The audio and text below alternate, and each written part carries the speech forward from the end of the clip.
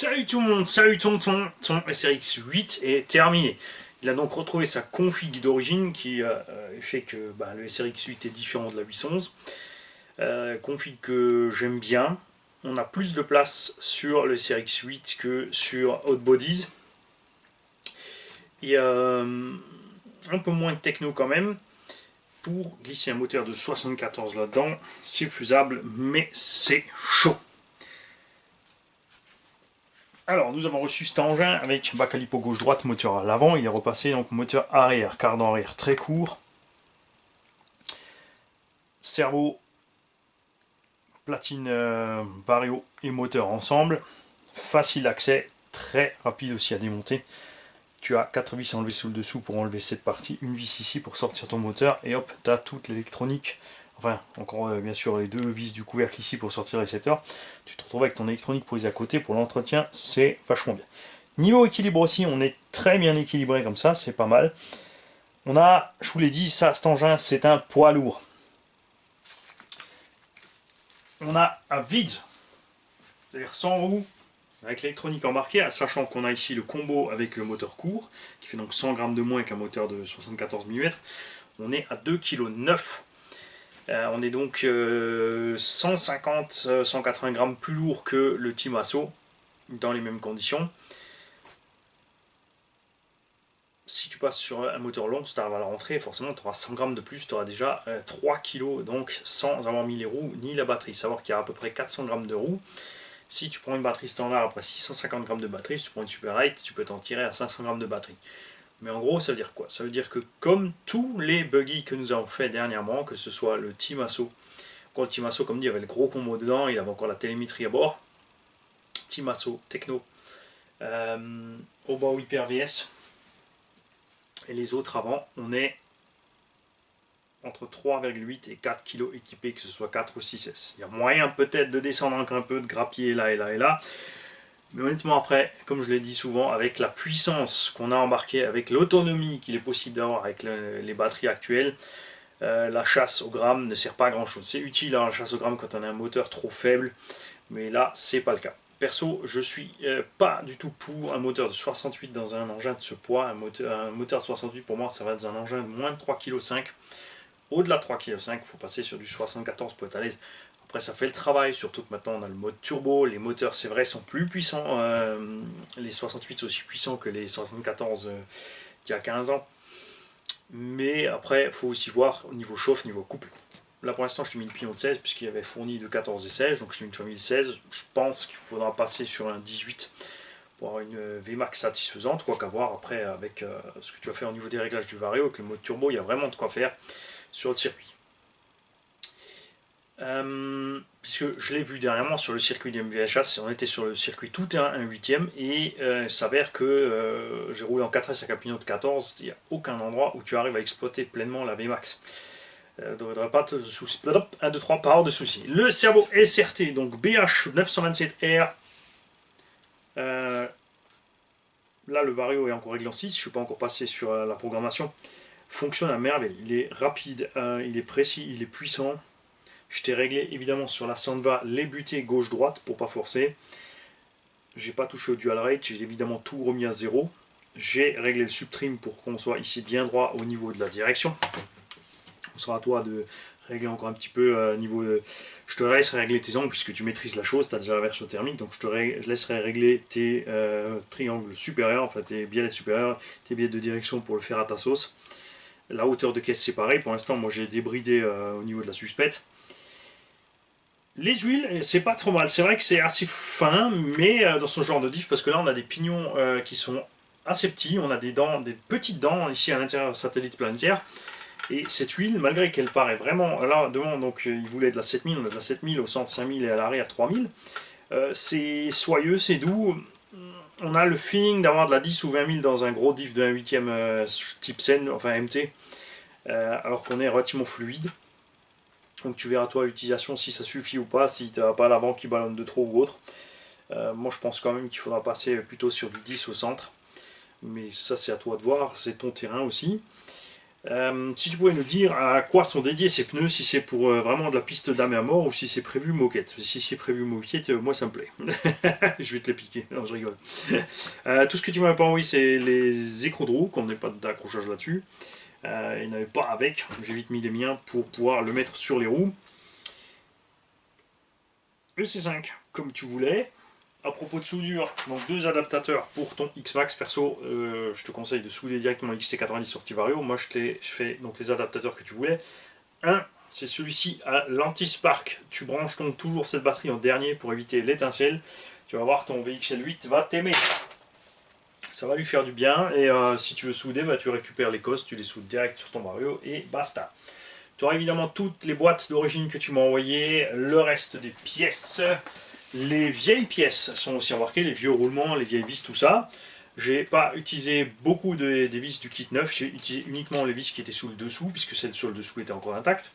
J'ai juste remplacé 2 vis ici dans la direction qui étaient trop courtes. Le knee stop était à l'air libre, donc on n'était pas bon du tout sur la direction. Les réglages aussi de cette machine de base étaient assez étranges. Je dois dire, niveau direction ou autre, on était un petit peu de traviole. Enfin un petit peu, on était méchamment de travers. Tout comme les carrossages et autres, même la hauteur de caisse, elle a été réglée plus, je dirais, comme elle était posée, plus rally game que circuit tout terrain. Serpent a fait ici une machine que tu peux donc avoir de 2 façons différentes. Tu payes déjà la caisse 650 balles, tu payes un supplément de, je crois, 70 € pour passer en 2 lipo moteur avant. Ça revient cher, hein, ça te fait 730 balles le châssis à poil. Si tu veux avoir le moteur et les bagues de l'autre sens, ça fait, ça pique. Hein. De ce fait aussi, ils ont fait des choses en double pour pouvoir passer d'un type à l'autre, ce qui fait évidemment que ça rajoute encore plus du poids. Le châssis est la pièce la plus lourde de cette caisse. D'un autre côté, après, il est tellement rigide que c'est vrai que les renforts ne te servent plus à grand chose. Il n'y a quasiment pas de flex sur ce châssis. Ça en ferait un excellent shrapnel. Faut dire ce qui est, si je peux en choper un pas cher, il va y avoir du shrapnel Serpent, ça c'est sûr. Les huiles de suspecte que tu as choisies, je les trouve perso trop fermes par rapport au ressort fourni avec, car je ne sais pas si tu as des ressorts plus durs, et éventuellement sinon il faudra changer soit les pistons, soit l'huile. Donc à toi de voir. Qu'est-ce qu'on avait encore Le cerveau. Ils ont enfin placé le cerveau différemment chez Serpent, ça c'est bien. Là, le SRT, lui, par contre, il est vachement haut. Il a donc fallu caler, j'ai pris les cales de 4 et de 3 mm, donc 7 mm plus haut, pour que le châssis ne tape pas sur le cerveau quand tout est monté ensemble. Ça, c'est une chose. Ensuite, quand ta boîte radio est montée là, par rapport à ici, eh bien, le câble du cerveau sort ici à droite. Ils n'ont rien prévu pour le ramener facilement ici de l'autre côté. Donc moi, j'ai coupé un petit ergot en bas sous la platine radio pour pouvoir sortir le câble ici au plus court vers la boîte radio. Et encore là, comme tu peux voir, ça ne suffit pas. Il faudrait mettre une toute petite rallonge sur le cerveau pour passer proprement le câble ici dans la goulotte prévue. Ça aussi, c'est quelque chose que j'apprécie beaucoup par rapport à Outbodies, c'est qu'ils ont fait une goulotte pour les câbles. On a toujours ce satané bouton on-off immense qui traîne dans le chemin, ça c'est à supprimer, hein. Il faut enlever les boutons on-off, ça pas besoin. Tu débranches, tu branches, ça marche. En bateau on n'en a pas, en hélico on n'en a pas, en avion non plus, c'est un élément, c'est une source de panne. Même s'ils sont fiables, mais bon après c'est encombrant, c'est gros, donc ça ne sert pas à grand chose. Les câbles au niveau du Vario. Sur les XR8+, à la base c'est prévu pour souder les câbles à plat, c'est-à-dire à 90 degrés dans l'encoche. Le problème, c'est que sur plein de véhicules comme celui-ci par exemple, ça n'est pas du tout pratique. Donc moi je te les ai soudés à la verticale, c'est pas parce que c'est prévu à plat que tu ne peux pas souder à la verticale. Je t'assure, tu peux tenir tout le poids du véhicule après le câble, ça ne lâchera pas. Pareil pour les câbles moteurs, je suis monté ici à la verticale. Autre avantage, c'est que ça permet de mettre proprement une gaine dessus et ensuite arriver à plat sur le moteur par l'arrière. Pourquoi? Pour te permettre, si tu le veux, de monter un ventilo. Si tu as besoin de mettre un ventilo, évidemment, il faudra déplacer le bouton on-off. Après, je ne sais pas où tu veux le mettre, ils n'ont rien prévu de spécial. Le câble arrive presque ici. Peut-être faire une petite platine ici, là où c'est prévu pour, comme tu as ici le support normalement de la boîte radio quand tu es en moteur avant. Peut-être faire une petite plaque ici et placer le bouton on-off ici, ça serait une idée. Niveau câble, tu peux largement le passer, ça restera propre. Et à ce sujet donc, du câblage, le module Wi-Fi. Quand tu mets celui-ci dessus, il est prévu de se brancher sur le ventilo, et ben t'as plus la lime du ventilo. C'est con, hein. Et surtout qu'il ne te livre pas un câble avec pour brancher le ventilo.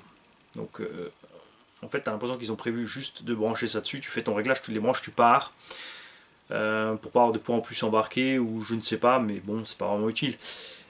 Si tu utilises une petite rallonge ici aussi, il y a la place pour les mettre dans la boîte radio. Tu pourrais le rentrer dans la boîte radio tranquillement debout.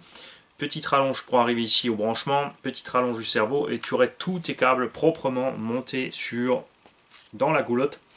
Ça c'est ce que moi je ferais si c'était mon véhicule. Après à toi de voir comme tu veux. Là j'étais obligé donc avec le cerveau de direction de laisser le câble à côté parce que ça ne suffit pas pour aller dedans.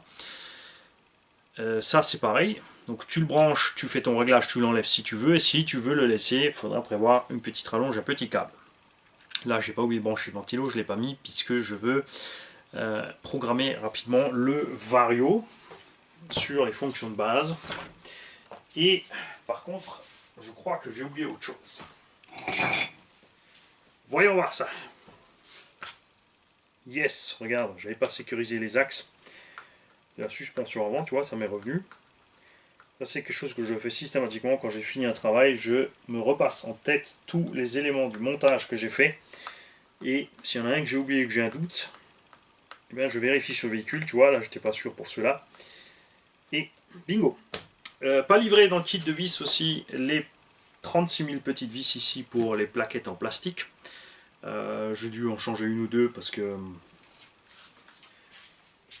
elles étaient trop entamées pour te permettre de les démonter facilement. Donc je les ai entaillées pour les sortir de là. Et je t'ai remplacé ça par des petites vis qui me restaient à moi évidemment. Manque aussi dans le kit les deux petits roulements épaulés ici pour la direction. Ceci fonctionne encore, par contre ils avaient pris un petit coup, la vis était de travers dedans, j'ai pu réaligner le tout et tout fonctionne à merveille. Voilà. Et on arrive aux suspects. Les suspects évidemment sont faits comme les gars de compète aiment bien, c'est-à-dire que tu lâches ta caisse, elle rebondit pour, elle s'écrase par terre, elle reste là. Moi je trouve ça un peu trop ferme perso. Là évidemment on n'a pas la batterie encore à l'avant, donc quand tu auras la batterie dedans, l'assiette sera bonne. Donc on me dit ça, c'est toi qui maîtrises, tu connais tes réglages, tu connais ton circuit, tu as l'habitude, tu n'es pas un débutant. Tes huiles aussi sont empaquetées.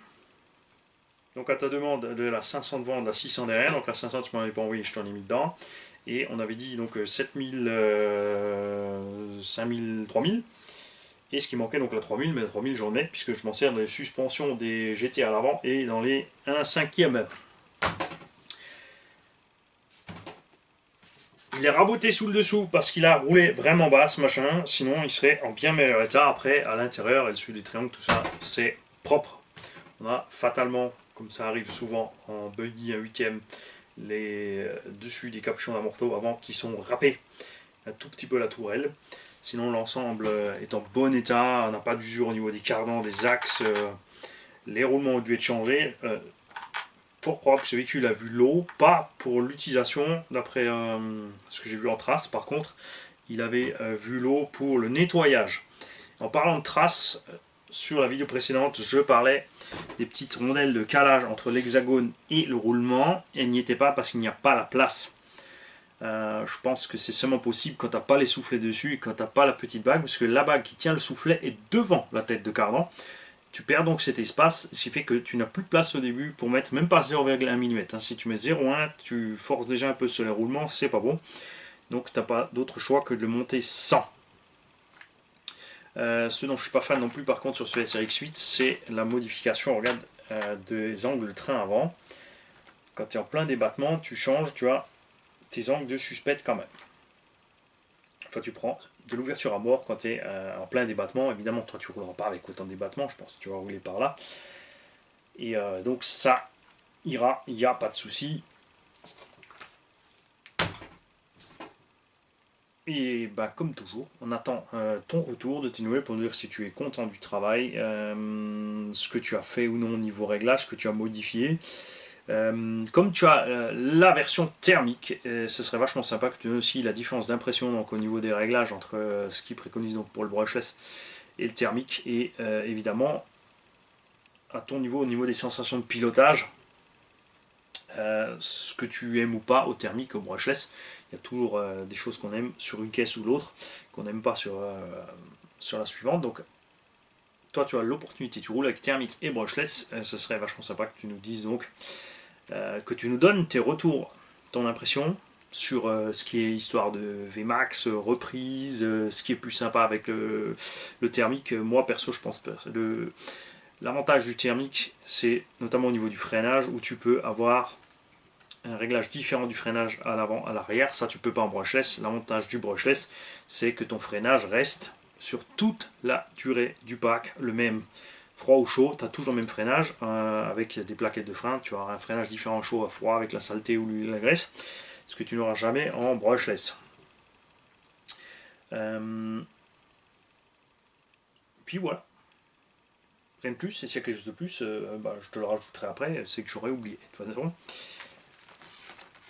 là, déjà, regarde, une autre bêtise.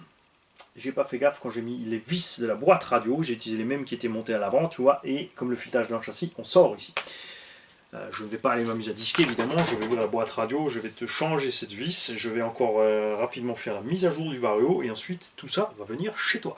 Salut! À vous aussi les mecs, bonne journée.